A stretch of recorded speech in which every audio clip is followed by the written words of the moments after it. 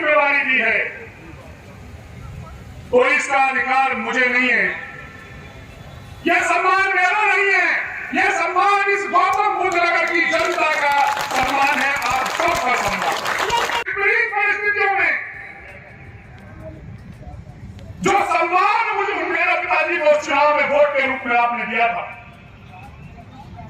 उत्तर प्रदेश की विधान परिषद में आप लोगों ने विधान परिषद के सदस्य के रूप में इस प्रदेश की सबसे बड़ी चीज दिलाने का जो मुझे काम किया था, आप लोगों ने इस गौतम बुद्ध नगर का पहला सांसद होने का जो गौरव मुझे दिया, ये उसका सम्मान है। उसकी वजह से जो सुरेंद्र नागर है वो आपकी वजह से है।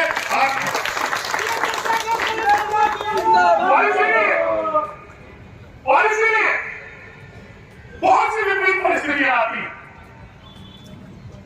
बहुत सी चीजें होती हैं,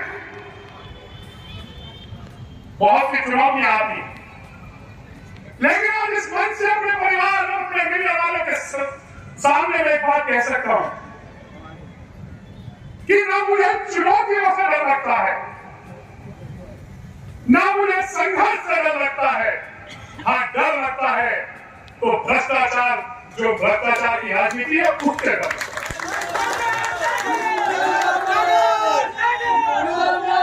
मुझे डर लगता है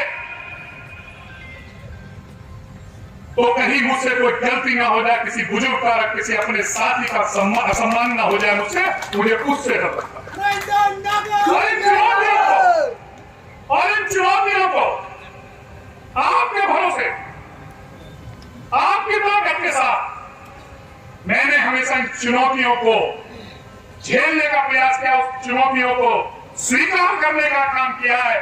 और लगातार उन चुनौतियों को झेलते हुए आपका आशीर्वाद है कि लगातार इस देश के प्रधानमंत्री नरेंद्र मोदी जी ने, अमित शाह जी ने, योगी जी ने, सबने आपकी बात का भरोसा रखा और मुझे लगातार राज्यसभा प्रदेश उपाध्यक्ष, केंद्रीय मंत्री, केंद्र में पार्टी के मंत्री के रूप में आज पार्टी की सेवा करने का अवसर। यमुना विकास प्राधिकरण हवाई अड्डा अगर बन रहा है तो उसमें सबसे ज्यादा अगर किसी का योगदान है तो योगदान है इस क्षेत्र के किसान का। इस क्षेत्र के किसान का अगर उसने अपनी जमीन ना दी हुई होती, अगर इसके विकास का अपना सहयोग न दिया होता, तो जो आज Noida, greater Noida Yamuna express way पूरी दुनिया में जिसकी एक पहचान है, उसके लिए मैं आज इस मौके पर इस क्षेत्र के किसानों का भी आभार व्यक्त करना चाहूंगा कि ये सब आपकी वजह से। बहुत लंबे समय से अगर आप देखें 2014 से पहले की राजनीति पूरे देश की देखें, 2014 से पहले इस देश में एक माहौल था और माहौल था कि अस्थिरता थी। जो हमारा युवा था उसका भविष्य उसे अपने इस देश में सुरक्षित नहीं रह रहा। भ्रष्टाचार और राजनीति का चोरी दामन का साथ हो गया, भ्रष्टाचार को राजनीति का हिस्सा मान लिया। लेकिन इस देश की जनता ने 2014 में एक बड़ा निर्णय लिया।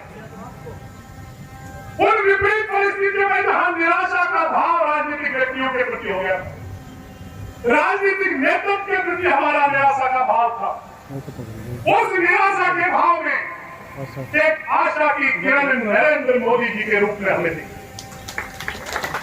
और आप लोगों ने, इस देश की जनता ने नरेंद्र मोदी जी को इस देश का प्रधानमंत्री बनाने का काम, और पिछले 9 वर्षों में लगातार इस देश के प्रधानमंत्री आदरणीय नरेंद्र मोदी जी ने इस देश को आगे बढ़ाने का काम किया। इस देश के राजनीति में जो भ्रष्टाचार था, उस भ्रष्टाचार को जड़ से खत्म करने का काम किया। इस देश के प्रधानमंत्री ने जो हमारी सीमाएं हैं उनको सुरक्षित करने का काम किया। इस देश के प्रधानमंत्री ने जिस देश में एक भी आतंकवादी घटना ना हो जहां रोज बम फूटते थे, जहां रोज बम धमाके होते थे, उनसे मुक्ति दिलाने का काम इस देश के प्रधानमंत्री नरेंद्र मोदी जी ने पिछले 9 वर्षों में। नरेंद्र मोदी जी को लेकर एक बड़ी बेचैनी पूरे विपक्ष में है। एक नया गठबंधन इस देश में नरेंद्र मोदी जी को के सामने खड़ा करने का प्रयास किया जा रहा है। और वो जो गठबंधन है उसमें वो घिसे पिटे मोहरे शामिल हैं। और उस गठबंधन जो घमंडिया गठबंधन है, जिसमें घमंड और अहंकार के अलावा कोई विषय है ही नहीं, वो एक गठबंधन बनाने का प्रयास कर रहे हैं। और आखिर वो गठबंधन बन क्यों रहा? बन इसलिए रहा है, इस देश के प्रधानमंत्री नरेंद्र मोदी जी ने एक एक की जो भ्रष्टाचार के काम थे ना, जो कमाई थी, रोज खुलेगा नहीं खुलेगा बताओ। नोएडा ग्रेटर नोएडा जो है, मैं 19-20 काम की शिकायत तो पिछले 6 साल में हो सके, लेकिन अब रेट तो बोली तो नहीं लग रही कि इस अलॉटमेंट पे इतना रेट, अब उस अलॉटमेंट पे इतना रेट, ये तो नहीं है। क्या है बताओ, है क्या? किसने बंद किया? मोदी जी और योगी जी ने बंद कर दिया था। वो भ्रष्टाचार खत्म यहां से नहीं हुआ बताओ। आज कोई है ठेकेदार ये कहते कि मेरा प्लॉट का अलॉटमेंट हो जाएगा, मैं आपका इस पैसे देके काम कराऊंगा। इस चीज को जड़ से नोएडा, ग्रेटर नोएडा और पूरे प्रदेश से भगाने का काम और देश से भगाने का काम इस देश के प्रधानमंत्री नरेंद्र मोदी जी ने किया है। इसलिए गड़बड़ है।